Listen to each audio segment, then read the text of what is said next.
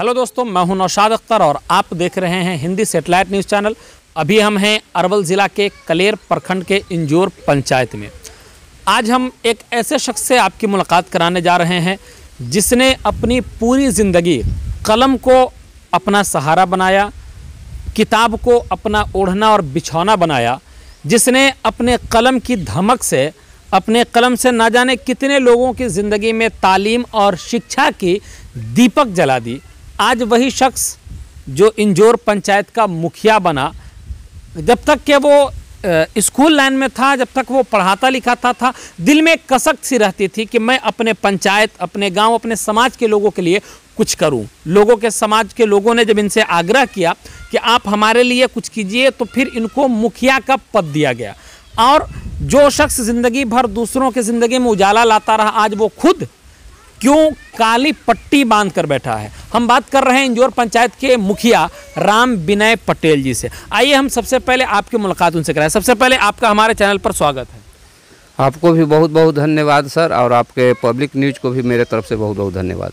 Sir, आप तो वो थे जो ज़िंदगी भर दूसरों के ज़िंदगी में शिक्षा, तालीम, एजुकेशन की बात करके दूसरों की ज़िंदगी में रोशनी लाते थे। क्या वजह है कि आज खुद आप काली पट्टी बांध कर बैठे हुए हैं और आपके साथ कई लोग बैठे हुए हैं? इसके पीछे का रीज़न हम जान सकते हैं? जी, आज का बहुत ही काला दिवस हम मना रहे हैं, ब्लैक डे मना रहे हैं। मैंने ज़िंदगी में कभी नहीं सोचा था कि आज का दिन मुझे देखना पड़ेगा, काला पट्टी बांधना पड़ेगा, इसलिए हम लोग काला पट्टी बांध रहे हैं आज।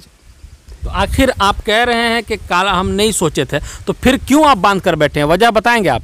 हाँ, वजह है, आज 31 जनवरी है। 31 जनवरी 2022 को जिस सपना के साथ मुझे लोगों ने पंचायत का विक्रमगंज से बुलाया था, और जिस लालसा के साथ लोगों ने हमें अपने बहुमत, एकदम प्रचंड बहुमत से हमें जिताया, न मैंने किसी को हराया, न मैंने किसी को जिताया, जनता ने, इंजोर पंचायत की जनता ने किसी को हराया। और जब मैं यहाँ जीता तो एक सपना लेकर आया था। एक सपना था मेरे दिल में कि 5 साल में ऐसे विक्रमगंज से आकर के गरीबों को मैं सेवा करता था।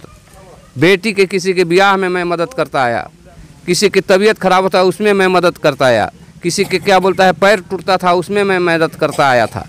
किसी भी कार्यक्रम को मैं छोड़ता नहीं था, चाहे किसी भी समुदाय के हो, चाहे किसी भी जाति के हो, मैंने सबको एक समान मान करके चलता था। उसी का, क्षुशी हो या गम हो, विनय पटेल हाजिर रहता था, हमेशा हाजिर रहते थे। चाहे खुशी का माहौल हो, चाहे गम का माहौल हो, भले उस क्षण हम नहीं पहुँचे, लेकिन एक दिन बाद, चाहे जो 4 घंटे 5 घंटे बाद मैं विक्रमगंज से दौड़ा आता था, क्योंकि यह पंचायत ही नहीं, इस क्षेत्र में हमारे दिल में, क्योंकि यह मेरा जन्मभूमि है, जन्म स्थान है, जन्म स्थान से मैं नाता मैंने कभी नहीं तोड़ा था। तो आखिर जब आप इतना क्लोज रहें, तो कौन सा ऐसा चीज़ और कौन सी ऐसी घटना है जिसने आपको काली पट्टी बांधने पर मजबूर कर दिया?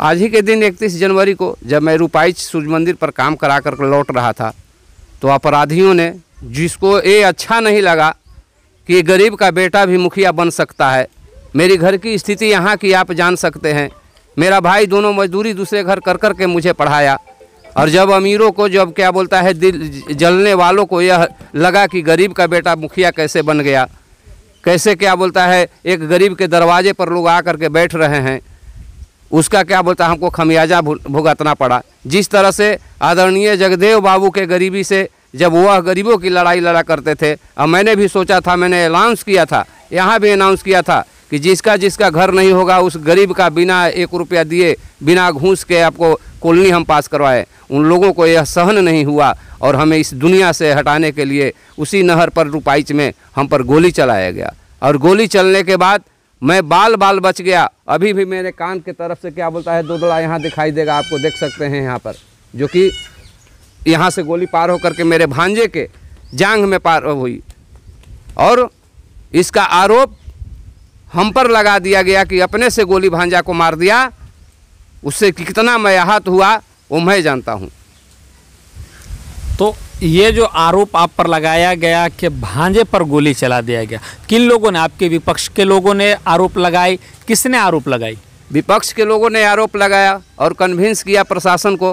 प्रशासन ने भी क्या बोलता है तत्कालीन उस समय के एएसपी रोशन कुमार और क्या बोलता है एएसपी राजीव रंजन को पैसे के बल पर उन लोगों से दुश्मन से मिल करके हम पर आरोप लगाया गया था। इसका जीता जागता मैं उदाहरण कर सकता हूँ। हमें जेल भेजा गया फोरेंसिक टीम के रिपोर्ट के अनुसार कि 2 फीट से गोली चली है, लेकिन जिस दिन गोली चली उसके एक दिन बाद अरवल जिला के मुखिया संघ से आप आके बात कर सकते हैं। एक दिन बाद एसपी साहब से मिले थे ये लोग, उनका एक जवाब था।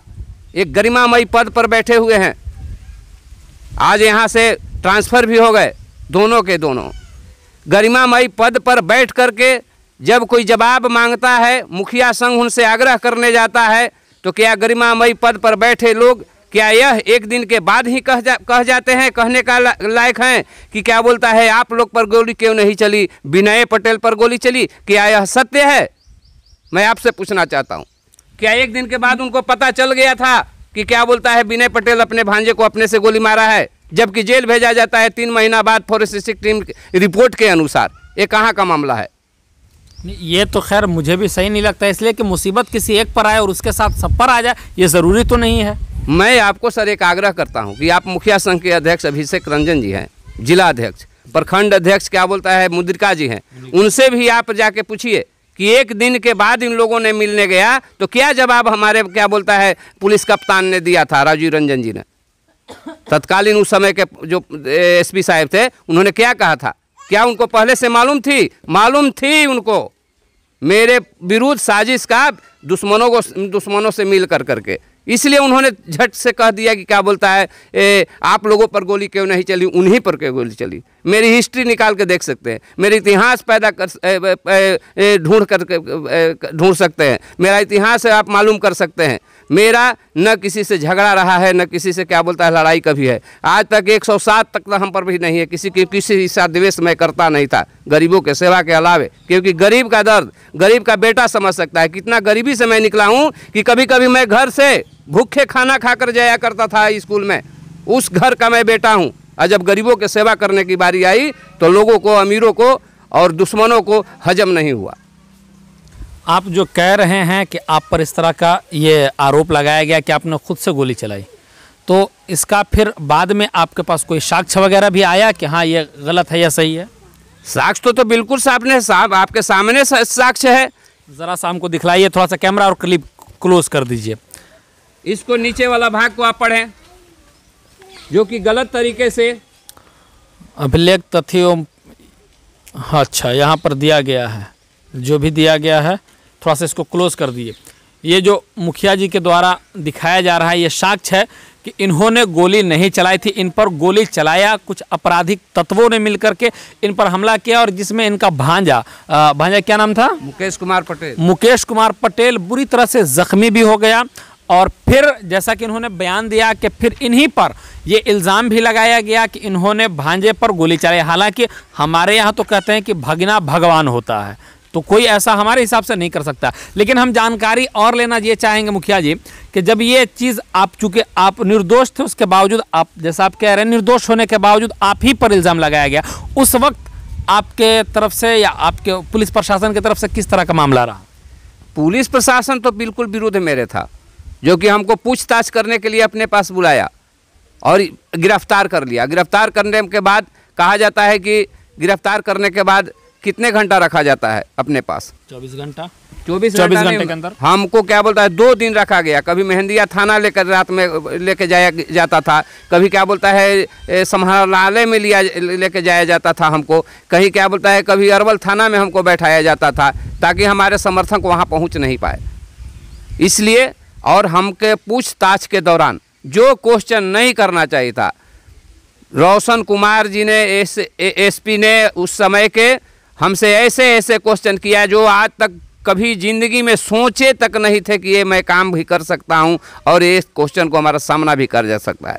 क्या वो क्वेश्चन आप मीडिया को बता सकते हैं? एकदम बिल्कुल मीडिया को बता सकते हैं। किस तरह का क्वेश्चन था? हमसे क्वेश्चन किया गया फर्स्ट में कि क्या बोलता है आपके गांव में कुछ ऐसे बच्चे हैं जो गांजा का तस्करी करते हैं, गांजा बेचता है, उसका आप सरदार हैं, आप करवाते हैं, आप डायरेक्टर हैं।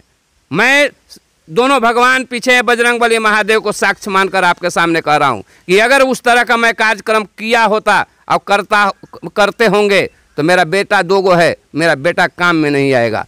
इसलिए इस तरह का क्वेश्चन हमसे किया गया कि आप क्या बोलता है उन लोगों से क्या बोलता है गंजा बेचवाते हैं, जो कि कभी सपने में मैंने सोचा नहीं था। किसी से मुझे संपर्क नहीं है। मेरा कॉल डिटेल्स निकाल कर देखा जा सकता है 2 साल 3 साल पहले का, कि कैसे कैसे लोगों से हमको संपर्क है। अगर वो ऐसा होता है तो कहीं ना कहीं जरूर नुकसान निकलता है कॉल डिटेल से कि कैसा यह व्यक्ति है या नहीं है। अच्छा, एक बात और बताएं कि चूँकि आप इस पंचायत के मुखिया हैं और बहुत कम लोग आज के इस, चूँकि आपने खुद कहा कि काला दिवस मना रहे हैं, ब्लैक डे, तो बहुत कम लोग और बहुत सीमित लोग आपके क्लोज आए हैं, आपके पीछे बैठे हुए। इसके पीछे का रीज़न क्या है? इसके पीछे के रीज़न है, देखिए मैं हमेशा से प्रेम मोहब्बत का पुजारी हूँ। हमेशा से सौहार्द बिगाड़ने की कोशिश मैं नहीं करता हूँ।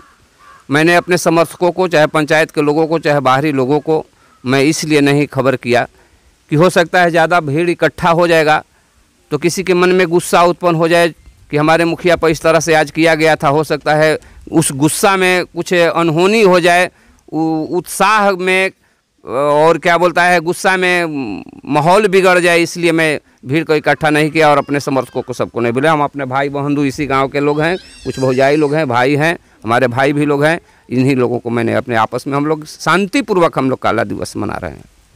चलिए, बहुत बहुत धन्यवाद। और मैं आपको बता दूं कि जैसा कि इन्होंने बताया कि बहुत कम लोग हैं और आवेश में आकर के, गुस्से में आकर के मामला बिगड़ ना जाए, इसलिए ये बहुत कम लोगों को इकट्ठा किए। तो आज जो आप बैठे हैं, तो कुछ मांग है सरकार से या पुलिस प्रशासन से, उसके बारे में ज़रा आप हमें बताएं। हमारे अरवल ज़िला में नए पुलिस कप्तान आए हुए हैं, मोहम्मद कासिम जी।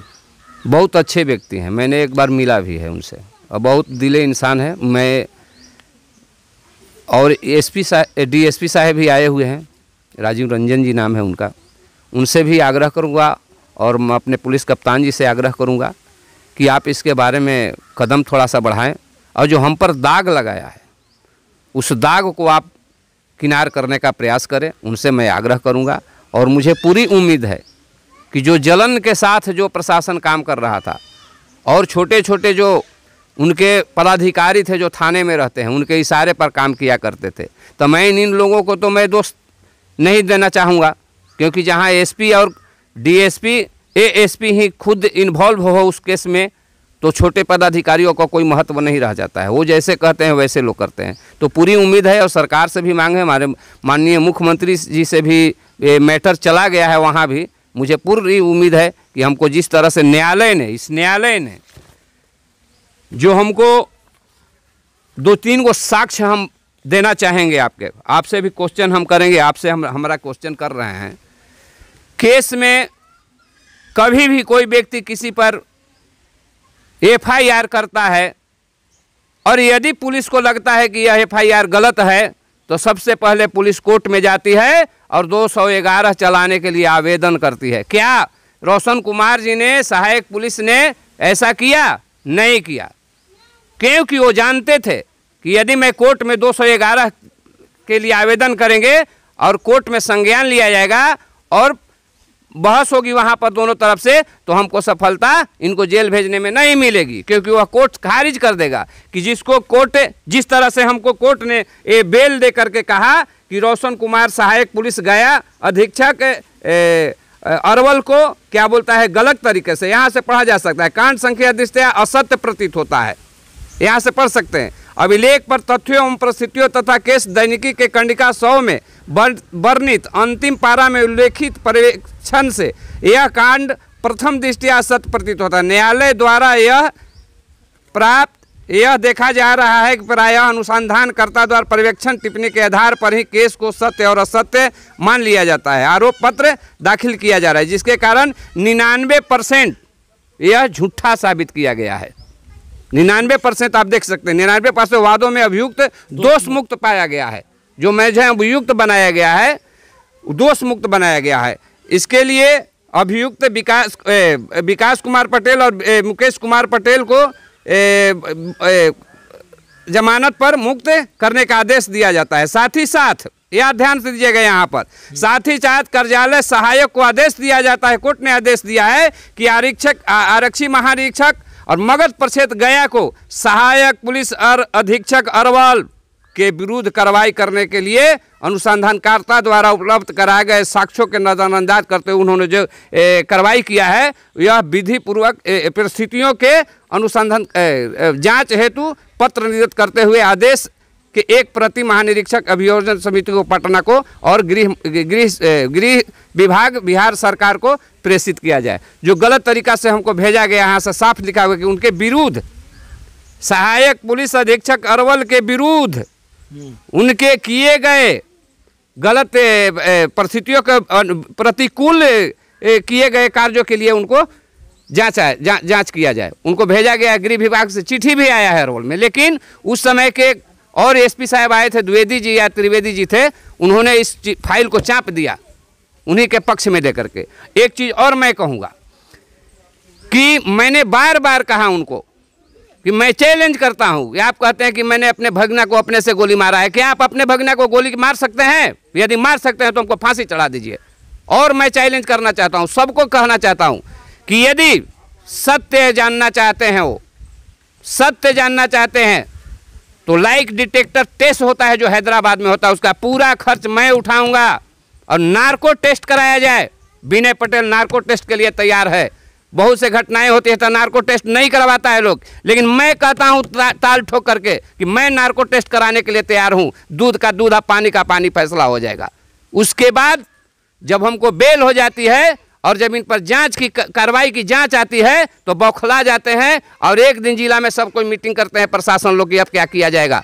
तो मुझे फिर फंसाने के लिए एक बार कहाँ गोली चली और 4 सीट में SC ST हमको लगाया गया है। आप सोच सकते हैं कि कितना घिनौना काम कर सकते हैं, उनका सोच क्या है। गोली चली गई, हमको जेल भेज दिए, लेकिन फिर SC ST कहाँ से आ जाता है? 4 सीट में हमको SC ST लगा करके भेजा गया है। इसका कहाँ का क्या बोलता है कानून कह सकता है कि सही है? तो जैसा कि आप कह रहे हैं कि आप पर इतनी धाराएं लगी और ये आपको जेल भी भेजा गया, तो अब ये आने वाले नए SP मोहम्मद कासिम साहब, इनसे आप क्या उम्मीद रखते हैं? एक चीज़ उम्मीद रखेंगे सर, बहुत अच्छा उम्मीद रखेंगे।